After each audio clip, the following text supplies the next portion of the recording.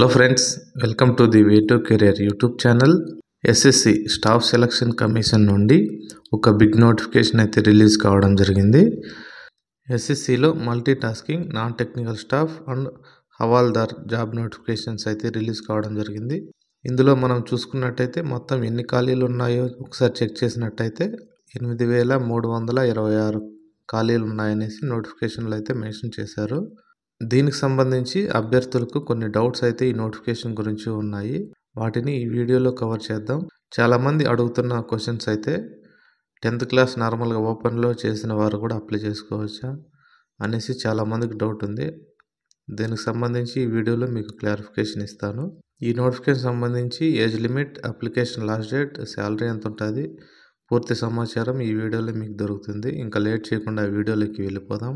Staff selection commission multi tasking staff havaldar రిక్రూట్మెంట్కి సంబంధించి important dates ఒకసారి చెక్ చేసినట్టయితే ఆన్లైన్లో అప్లై చేసుకోవడానికి స్టార్ట్ వచ్చేసి జూన్ 27వ తారీఖు నుంచి స్టార్ట్ అవుతుంది. ఆన్లైన్లో అప్లై చేసుకోవడానికి లాస్ట్ డేట్ చూసుకున్నట్టయితే జూలై 31 మిడ్ నైట్ వరకు ఉంటుంది. ఆన్లైన్లో ఫీ పేమెంట్ చేయడానికి లాస్ట్ డేట్ ఒకసారి చూసుకున్నట్టయితే ఆగస్ట్ 1వ తారీఖు మిడ్ నైట్ వరకు ఆన్లైన్లో పేమెంట్ చేయడానికి అవైలబుల్ ఉంటుంది. దాంతోపాటు అప్లికేషన్ కరెక్షన్స్ ఒకసారి చెక్ చేసినట్టయితే అప్లికేషన్ కరెక్షన్ ఎప్పటి నుంచి ఇస్తారో ఒకసారి చూసినట్టయితే ఆగస్ట్ 16వ తారీఖు నుంచి ఆగస్ట్ 17 మిడ్ నైట్ వరకు ఎడిట్ ఆప్షన్ అవైలబుల్లో ఉంటుంది. మీ అప్లికేషన్ సంబంధించి ఏమైనా కరెక్షన్స్ ఉంటే ఈ టైం పీరియడ్లో కరెక్షన్ చేసుకోవచ్చు. అండ్ కంప్యూటర్ బేస్డ్ ఎగ్జామినేషన్ వచ్చేసి అక్టోబర్ లేదా నవంబర్ దిస్ ఇయర్లో ఉంటుందనేసి మెన్షన్ చేశారు. ఇంకా అప్లికేషన్ ఫీ విషయానికి వస్తే ఫీ వచ్చేసి 100 రూపీస్ పే చేయాల్సి ఉంటుంది. ఫీ కొంతమందికి అయితే ఎగ్జామ్షన్ ఇచ్చారు. వాటిలో ఎవరికి ఇచ్చారో ఒకసారి చూసుకున్నట్టయితే ఉమెన్స్కి మరియు SC ST and physically handicapped and ex service మ్యాన్స్కి ఇలా కొంతమందికి అయితే ఫీ ఎగ్జామ్షన్ అయితే ఇవ్వడం జరిగింది. పేమెంట్ మోడ్ వచ్చేసి ఓన్లీ ఆన్లైన్లో మాత్రమే యాక్సెప్ట్ చేస్తారు. అది కూడా ఫోన్పే ద్వారా కానీ నెట్ బ్యాంకింగ్ ద్వారా కానీ లేదంటే క్రెడిట్ కార్డ్ లేదా డెబిట్ కార్డ్ నుంచి పేమెంట్ యాక్సెప్ట్ చేస్తారు. ఏజ్ లిమిట్ వచ్చి ఆగస్ట్ 1వ తారీఖు వరకు కన్సిడర్ చేస్తారు. అంటే ఆగస్ట్ 1వ తారీఖుకి 18 సంవత్సరాలు కంప్లీట్ అయి ఉండాలి. ఏజ్ లిమిట్ వచ్చేసి ఎంటీఎస్ మల్టీ టాస్కింగ్ స్టాఫ్కి సపరేట్గా ఉంది, హవాలాదార్కి జాబ్కి సపరేట్గా ఉంది. ఎంటీఎస్ ఒకసారి చూసుకున్నట్టయితే ఏజ్ లిమిట్ 18 సంవత్సరాల నుంచి 25 సంవత్సరాల వరకు ఇచ్చారు. మరియు హవాల్దార్కి ఏజ్ లిమిట్ చూసుకున్నట్టే 18 సంవత్సరాల నుండి 27 సంవత్సరాల వరకు ఇచ్చారు. ఈ హవాల్దార్ వచ్చేసి సిబిఐసి డిపార్ట్మెంట్ అండ్ సిబిఎన్ డిపార్ట్మెంట్లో వేకెన్సీస్ ఉన్నాయి. సెలెక్ట్ అయిన వారికి సిబిఐసి డిపార్ట్మెంట్ అండ్ సిబిఎన్ డిపార్ట్మెంట్లో మీకు జాబ్స్ అయితే ఇవ్వడం జరుగుతుంది. ఈ జాబ్కి ఏజ్ రిలాక్సేషన్ కూడా ఇచ్చారు. అందులో మనం చూసుకున్నట్టయితే ఎస్సీ ఎస్టీకి 5 years ఏజ్ రిలాక్సేషన్ ఇచ్చారు. మరియు ఓబీసీకి అయితే 3 years, ఫిజికల్లీ హ్యాండిక్యాప్డ్ వచ్చేసి 10 years, ఫిజికల్లీ హ్యాండిక్యాప్డ్లో కూడా ఓబీసీ వారికి 13 years, ఫిజికల్లీ హ్యాండిక్యాప్లో ఎస్సీ ఎస్టీ వారికి 15 years, ఎక్స్ సర్వీస్ మ్యాన్స్కి వచ్చేసి 3 years ఇచ్చారు. అవి ఒకసారి గమనించుకొని అప్లై చేసుకోండి. ఇంకా ఈ జాబ్కి అప్లై చేసుకోవడానికి క్వాలిఫికేషన్ మరియు శాలరీ ఒకసారి చూసుకున్నట్టయితే క్వాలిఫికేషన్ సంబంధించి మ్యాట్రికులేషన్ కంప్లీట్ చేసి ఉండాలి. Matriculation is nothing but 10th class complete చేసిన వారు ప్రతి ఒక్కరూ ఈ జాబ్కి ఎలిజిబుల్లే. చాలామందికి నార్మల్గా ఉన్న డౌట్ ఏమంటే మల్టీ టాస్కింగ్ నాన్ టెక్నికల్ స్టాఫ్కి హవాల్దార్ స్టాఫ్కి ఎంత శాలరీ ఉంటుందనేసి చాలామందికి డౌట్ ఉంది.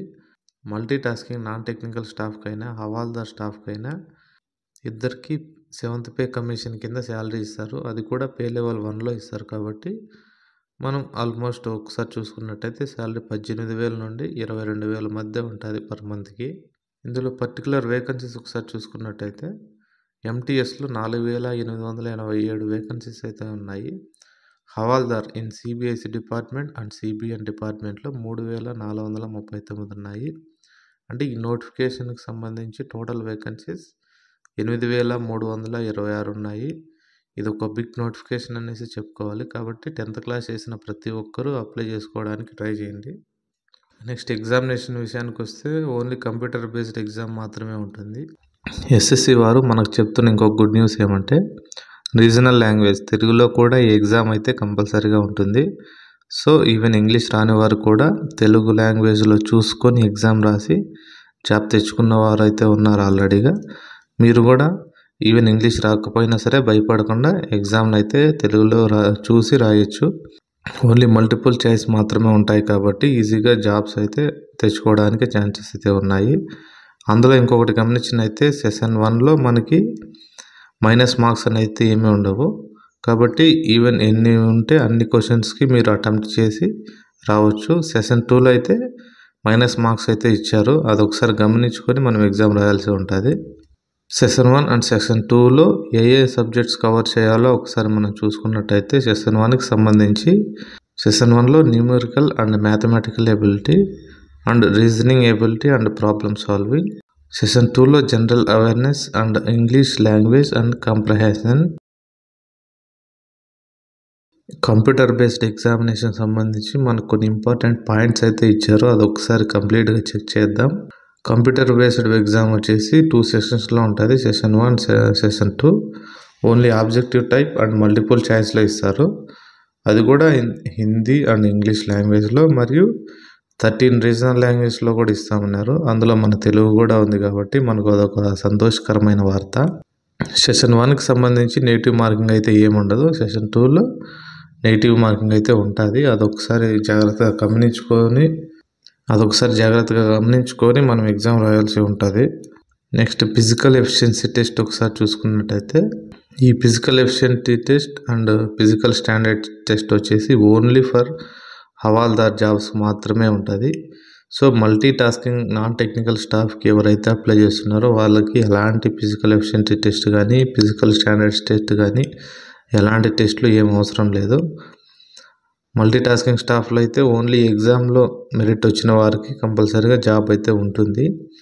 నెక్స్ట్ హవాల్దార్ జాబ్స్కి వచ్చేసి ఫిజికల్ ఎఫిషియన్సీ టెస్ట్ కూడా పాస్ అవ్వాలి. దాంతోపాటు ఫిజికల్ స్టాండర్డ్స్ టెస్ట్ కూడా పాస్ అవ్వాల్సి ఉంటుంది. ఫిజికల్ ఎఫిషియన్సీ టెస్ట్లో ఏమేమి ఉంటాయో ఒకసారి చూసుకున్నట్టయితే వాకింగ్ చేయాల్సి ఉంటుంది. మేల్స్ అయితే 1600 మీటర్స్ 15 మినిట్స్లో వాక్ చేయాలి. ఫీమేల్స్ అయితే 1 కిలోమీటర్ 20 నిమిషాల్లో కంప్లీట్ చేయాలి. ఇది జస్ట్ వాకింగ్ మాత్రమే, రన్నింగ్ కాదు. నెక్స్ట్ ఫిజికల్ స్టాండర్డ్ టెస్ట్ ఒకసారి చూసుకున్నట్టయితే మేల్కి అయితే హైట్ వచ్చేసి 157.5 సెంటీమీటర్స్ అయితే ఉండాలి. చెస్ట్ ఒకసారి చూసుకున్నట్టయితే 81 సెంటీమీటర్స్ ఉండాలి.